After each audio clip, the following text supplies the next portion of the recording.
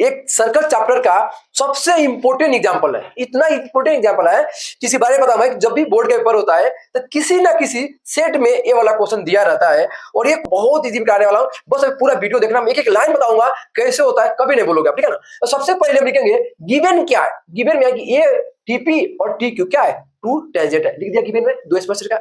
और इस क्वेश्चन को इजी करने के लिए मैं क्या किया, नाम दे दिया, इसका नाम 4 दिया, इसका नाम 1, इसका नाम 2, इसका नाम 3, जो मर्जी जो भी नाम होता है नाम दे दिया, ठीक है। और प्रूफ में देखो, प्रूफ में क्या करना है वो मैं प्रूफ लिख दिया, ठीक है। सबसे पहले हम देखेंगे कि आप देखो जानते हो कि जो बाहर से जो टेंजेंट होता है स्पर्शरेखा, इसकी लेंथ और इसकी लेंथ दोनों क्या होता है, बराबर होता है। तो वो लिख दो यहाँ पे कि टीपी इक्वल में टी क्यू लिख दिया। क्यों कि जो लंबाई ये होगा वही लंबाई क्या होता है, ये होता है। रीजन क्या दोगे, रीजन देना यहाँ पे टेंजेंट फ्रॉम टी क्या हो गया, तो टी से स्पर्शरेखा, टी से स्पर्शरेखा की लंबाई, स्पर्शरेखा की लंबाई ये लिख दिया। क्यों, तभी इसकी लंबाई और इसकी लंबाई दोनों क्या होगा, बराबर होगा आपका। ओके, उसके बाद जानते हो एक पढ़े हो आइसोसेलेस ट्रायंगल, समद्विबाहु त्रिभुज, जानते हो कि इसकी लंबाई और इसकी लंबाई, अगर दोनों की लंबाई जब सेम होता है तो दोनों एंगल भी क्या होता है, सेम होता है। तो जब ये वाला है लंबाई और ये लंबाई दोनों सेम होता है तो एंगल भी क्या होता है, सेम होता है। तो अब बताओ इस ट्रायंगल में, ये जो ट्रायंगल है जो लंबाई ये है वही लंबाई क्या है, अब दोनों की लंबाई क्या हो गया, सेम हो गया, तो दोनों का एंगल सेम होगा, तो जो एंगल 1 होगा वो एंगल क्या होगा, 3 होगा। तो लिख देना एंगल 1 इक्वल में एंगल 3। और रीजन क्या दोगे, रीजन देना बराबर भुजाओं का बराबर भुजाओं का सम्मुख कोण क्या होता है, सम्मुख कोण लिख देना यहाँ पे, ठीक है। बराबर भुजाओं का सम्मुख कोण, ठीक है, आर इक्वल, ठीक है, इक्वल लिख देना आपने, ठीक है ना, इक्वल साइज आर इक्वल। तो ये आपका हो गया।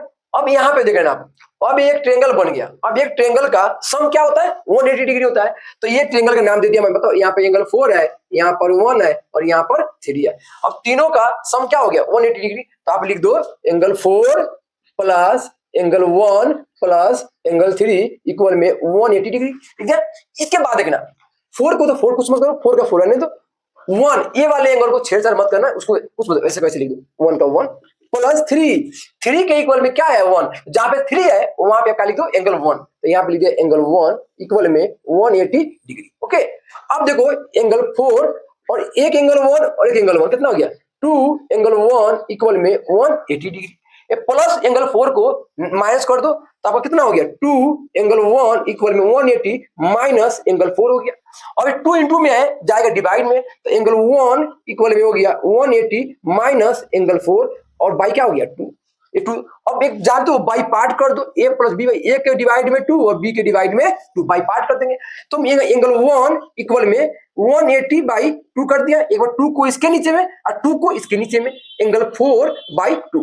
2 से 4 को कट मत करना, ये 4 नाम है, 4 क्या है, नाम है, नाम नहीं करता है। तो 2 से इसको कट करोगे यहाँ पर क्या हो गया, 90 आ गया। तो एंगल 1 इक्वल में हो गया 90 माइनस एंगल 4 बाई 2, ये आपका क्या हो गया, 1 की वैल्यू आ गया, ठीक है।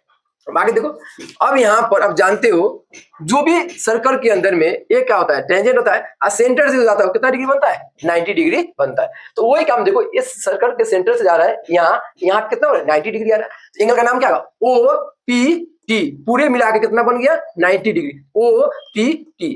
तो यहाँ पे लिखो आप angle O P T equal में 90 डिग्री, क्यों कि ओ पी यहाँ पे टी है, 90 डिग्री आ गया। अब यहाँ पे देखना कि यहाँ पे ओ पी टी में एंगल पी पे 2 एंगल आ रहा है, एक 1 आ रहा है और एक 2 आ रहा है। तो यहाँ पे लिख दो एंगल 1 प्लस एंगल 2 इक्वल में 90 डिग्री, बस।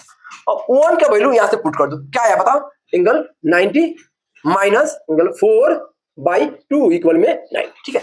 ये 90 क्या हो गया, अब यहाँ पे छूट गया, ये 1, ये सिर्फ 1 का मान है, 90 माइनस कौन बच गया, प्लस में 2 इक्वल में 90। फिर देखो 1 की वैल्यू यहां से मैं पुट कर दिया और 2 का 2 रहने दिया, सेम का सेम, ये प्लस 90 और ये माइनस 90 का, तो ये 90 और ये 90 क्या हो गया, कट गया, माइनस एंगल 4 बाई 2 और प्लस एंगल 2 इक्वल क्या बच गया, 0, सब कट गया, बचा 0। अब ये माइनस जाकर क्या हो गया प्लस, तो ये आपका हो गया यहाँ पे एंगल 4 2 यहाँ पे माइनस क्या हो गया प्लस, तो एंगल 2 को यहीं पे रहने दो और ये माइनस में है उधर जाकर क्या हो गया प्लस में हो गया एंगल 4/2 कर दिया। अब निश्चित का मान लो 1 मान लो और क्रॉस मल्टीप्लाई कर दो, तो 1 से करोगे तो आपका क्या आ गया 0 0। 1 से करोगे तो आपका क्या आएगा एंगल 4 का 4, इसको करोगे तो 2 एंगल 2। अब कुछ मत करो, इसका नाम लिख दो 4 कहां पे यहाँ पे 4 का नाम क्या हो गया पी टी क्यू, यानी दो एंगल पी टी क्यू 2 कर दो। और इस 2 का नाम बताओ, ये 2 कहां पे यहाँ पे, तो ओ पी क्यू, तो एंगल आ गया ओ पी क्यू। ये आपका क्या हो गया, ये प्रूफ हो गया। और सबसे इंपॉर्टेंट प्रूफ है, आप बहुत इजी में कराए, एक एक लाइन आपको